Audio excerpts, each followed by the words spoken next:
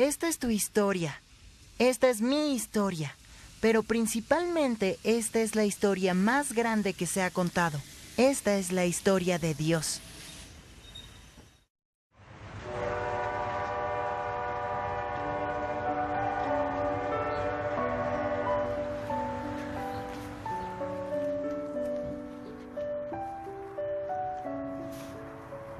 Ten compasión de mí, oh Dios, conforme a tu enorme amor, conforme a tu inmensa bondad. Borra todas mis transgresiones, lávame de toda maldad y límpiame de mi pecado. Yo reconozco mis transgresiones, siempre tengo presente mi pecado. Contra ti he pecado, solo contra ti. Y he hecho lo que es malo ante tus ojos. Por eso tu sentencia es justa y tu juicio es irreprochable. Yo sé que soy malo de nacimiento. Pecador me ha concebido mi querida madre. Yo sé que tú amas la verdad de lo íntimo. En lo secreto me has enseñado sabiduría. Purifícame con hisopo y quedaré limpio, lávame y quedaré más blanco que la nieve. Anúnciame gozo y alegría. Infunde gozo en estos huesos que has quebrantado. Aparta tu rostro de mis pecados y borra toda mi maldad. Crea en mí, oh Dios, un corazón limpio y renueva la firmeza de mi espíritu. No me alejes de tu presencia ni me quites tu Santo Espíritu. Por favor, devuélveme la alegría de tu salvación. Que un espíritu obediente me sostenga. Salmo 51, 1, 12. Sesión 12. Las pruebas de un rey.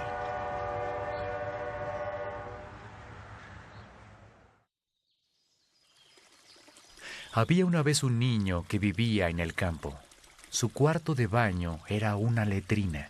Y el niño lo odiaba, porque era caliente en el verano, fría en el invierno y siempre olía feo. La letrina estaba al borde de un riachuelo y el niño determinó que un día arrojaría esa letrina al agua. Un día, después de una lluvia de primavera, el riachuelo se inundó y el niño decidió que ese era el momento de empujar la letrina a la corriente. Así que consiguió una vara grande y empujó. Finalmente la letrina cayó al riachuelo y se fue flotando. Esa noche su padre le dijo que iría en el cobertizo de la leña después de cenar. El niño presentía una buena paliza y preguntó por qué.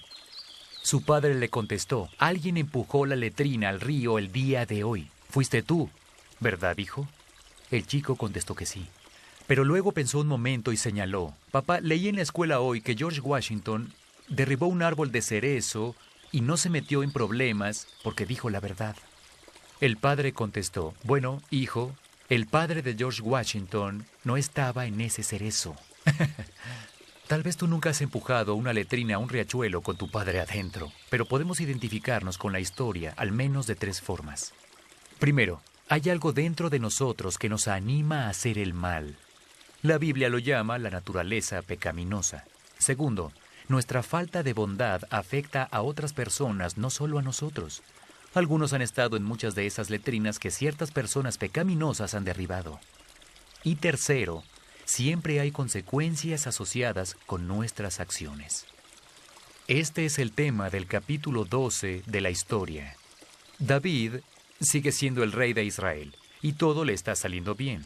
El plan de la historia primaria de Dios avanza a la perfección. Israel está siendo bendecido por esto. Si perteneces al mundo de los negocios, entenderás la frase todo va hacia arriba y hacia la derecha. Por ejemplo, en 2 de Samuel, capítulo 7, versículo 1, dice que David estaba viviendo en su palacio, descansando de sus enemigos. En el 7:18 declara: ¿quién soy yo, Dios soberano? ¿Y qué es mi familia, para que me hayas hecho llegar tan lejos? ¿Esta es tu forma de tratar al hombre, oh Dios soberano? En el capítulo 8 está ganando batallas. En el capítulo 8, versículo 15, se nos dice: David reinó sobre todo Israel, gobernando al pueblo entero con justicia y rectitud. David era un buen rey.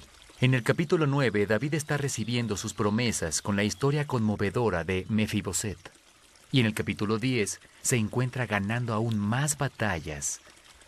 Pero en general, cuando lo estamos haciendo mejor y las cosas nos están saliendo bien, somos más susceptibles a caer. Bajamos la guardia. Segunda de Samuel 11 representa un cambio significativo en la vida de David. En pleno apogeo de todos sus éxitos, David cae en una relación de adulterio con una chica llamada Betsabé. Y Betsabé queda embarazada.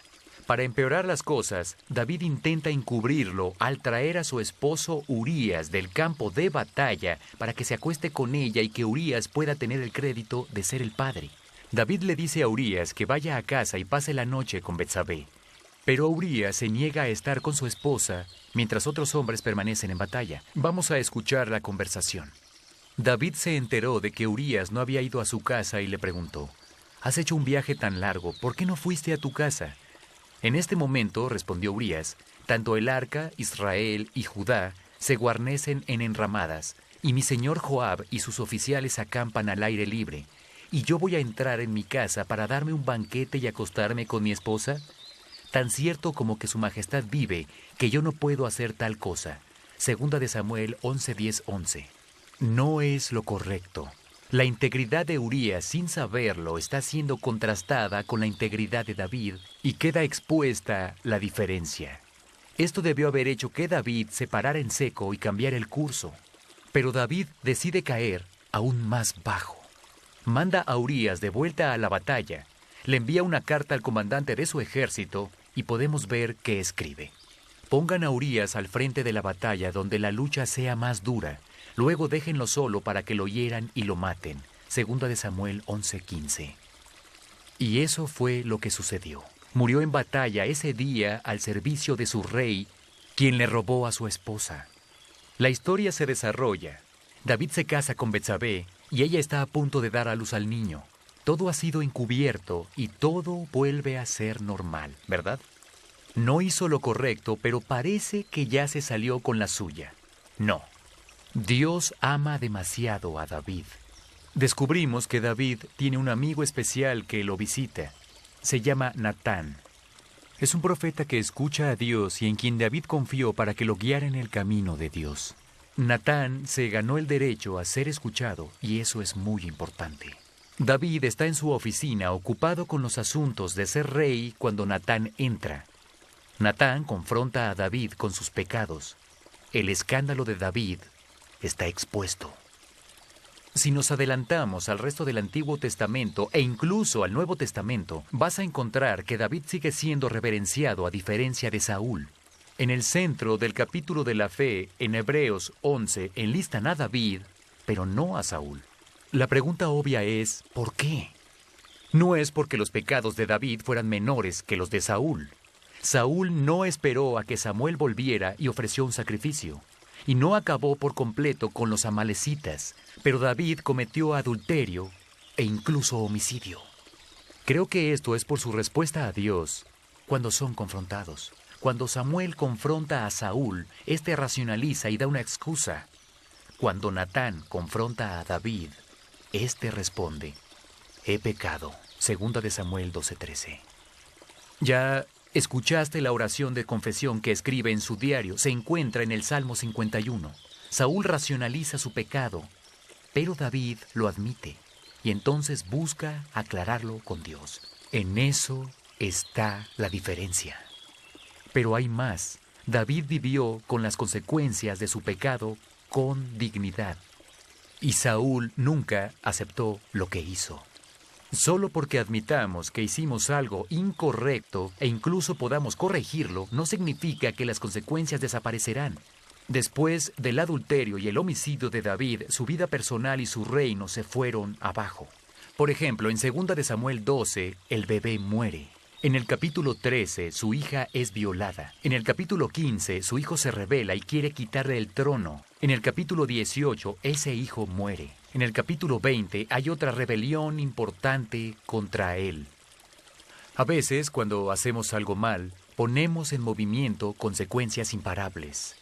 David enfrentó esas consecuencias con dignidad. Hubo consecuencias graves por las acciones de David, pero como hizo lo correcto, sus relaciones fueron restauradas. Lo que es más importante, su relación con Dios. Al final de su vida, quiero que notes que aunque muchas cosas le salieron mal, en la segunda mitad de su jornada seguía muy enamorado de Dios. En el capítulo 12 hay una de las últimas oraciones de David en frente de todas las personas. Al final de la vida de David, continúa amando a Dios con todo su corazón, adora a Dios con todo su corazón y sigue haciendo que las personas se acerquen a Él. ¿Cuál es la diferencia entre Saúl y David? Ambos fueron pecadores como nosotros. La diferencia está en su respuesta. Nuestro papel en esta vida es hacer que las personas se acerquen a Dios por la forma en que vivimos nuestras vidas y las prioridades que tenemos, la forma en que tratamos a otras personas y lo que les decimos. Así alineamos nuestras vidas con la historia primaria de Dios. Esto también incluye cómo lidiamos con el pecado en nuestra vida. La respuesta de David reveló el carácter de Dios. Dios es santo y justo, pero Dios también es compasivo y amoroso.